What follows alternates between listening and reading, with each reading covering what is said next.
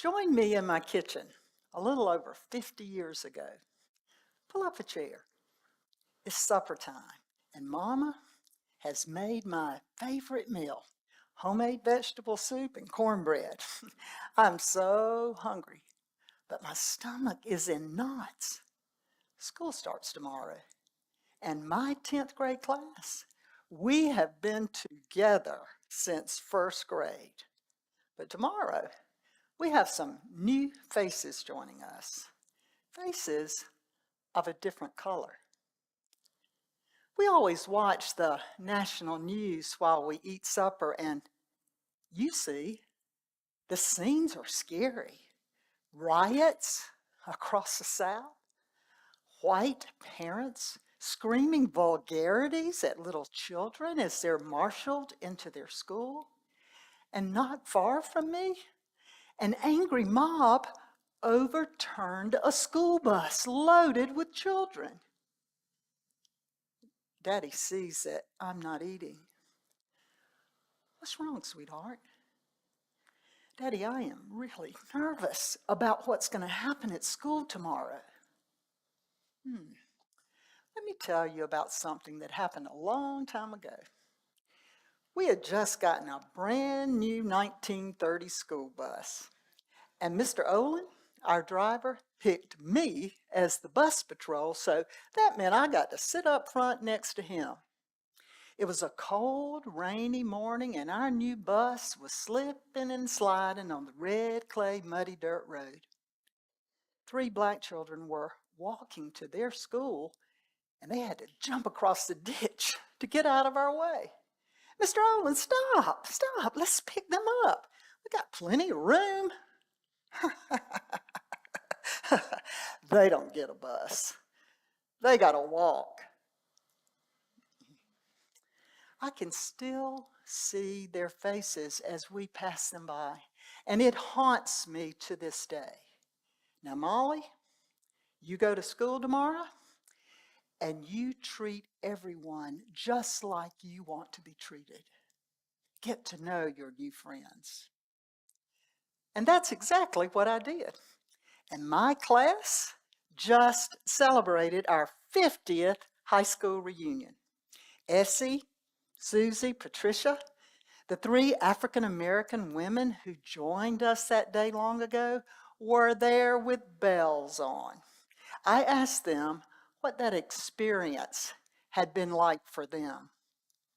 They said they were nervous and scared, and that their parents and ministers had circled them up and told them family stories, encouraged them to be brave, kind, to persevere.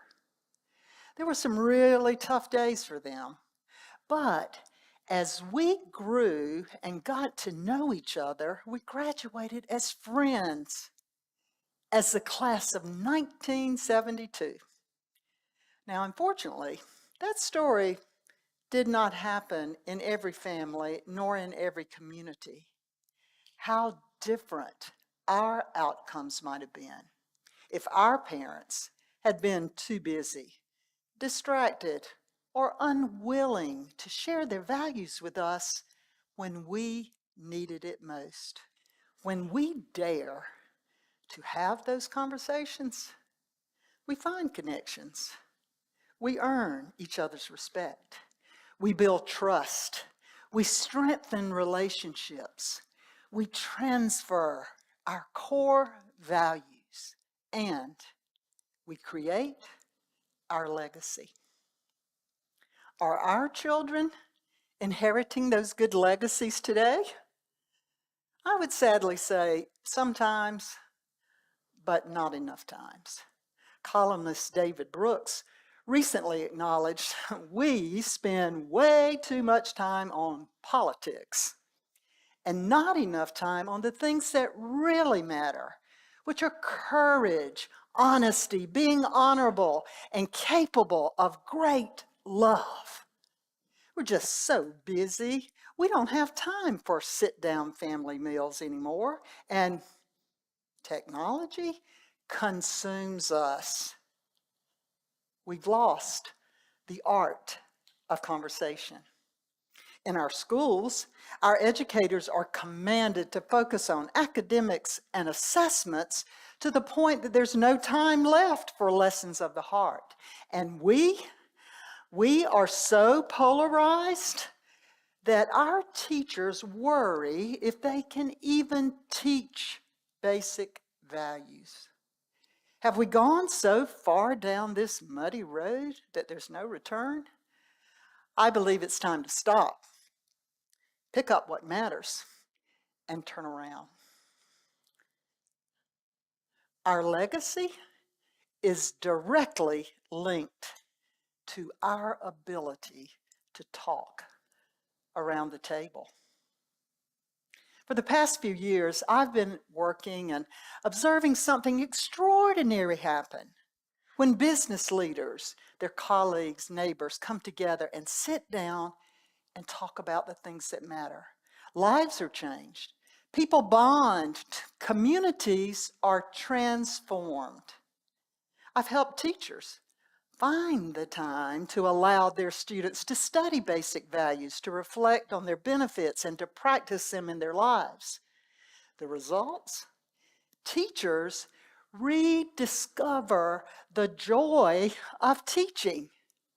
And students, well, they find their voice. They perform better academically, and they grow into more caring, productive citizens.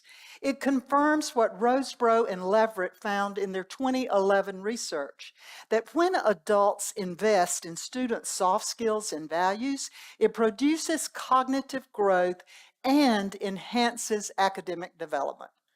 We continue to search for complex solutions when the answers are strikingly simple. Meet my friend Marty, 5th grade, always in trouble, lives in the principal's office. You know the type.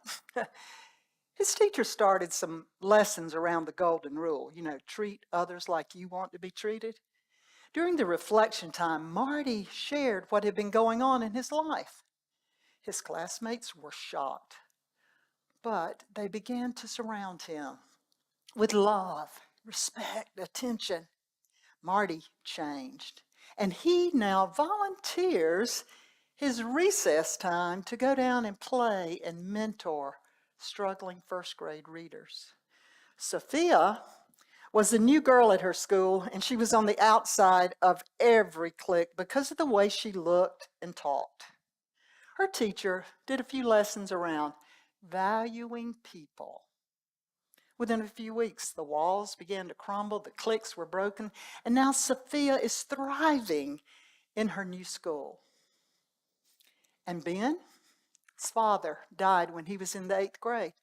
He became very bitter and was suspended from school every year, freshman, sophomore, junior year, until his principal embedded a small group discussion around values once a week for all the students at the high school. After the lesson on making good choices, Ben's old gang tried to lure him into a hall fight. But Ben stopped, remembered the lesson, turned, and walked away from suspension toward graduation and success in his career. Those caring teachers and leaders lit a flame, a positive flame that will multiply in the future. And the wick of their legacy was lit when they chose to sit at the table and talk. That conversation with my dad still burned in my heart when in 2014 I was elected the state superintendent of education in South Carolina. I parked this little 1930s bus on my desk as a reminder of his legacy. My team, the goals for our administration had been set, and we were busy working when the phone started ringing off the hook, with parents angry about school buses being late. principals upset that the neediest students across the state were missing valuable instruction time because of broken down buses. The 6,000 bus fleet, which I managed and was just a part of my responsibility, was in dire need of replacement, and I had not planned for this issue. But I heard the voice and words of John Maxwell, the great leadership writer, who said, "Your values will determine how you execute leadership." So I knew I had to stop, turn, and pick up a new priority, which was lobbying for hundreds of millions of dollars to purchase new buses so that every